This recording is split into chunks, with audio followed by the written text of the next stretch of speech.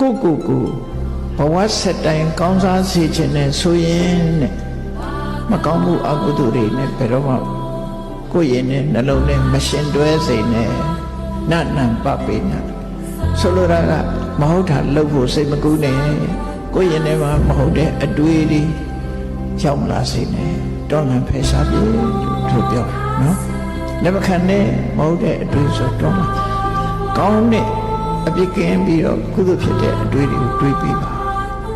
ဘာတွေတွေးရမလဲကိုယ်အရေးကိုတွေးတာကြရင်အေးဒီနေ့ငါဟာကိုချင်းသီလနဲ့ပြည့်စုံရလားငါတဏ္ဍမှာကိုချင်းသီလရှိရလားငါပါရိနဲ့အချိန်ကုန်နေတယ်ငါစိတ်တရားရောကုသိုလ်စိတ်နဲ့အချိန်ကုန်သလားကိုယ်ကိုဆန်းစစ်ပြီးတဲ့အခါကျတော့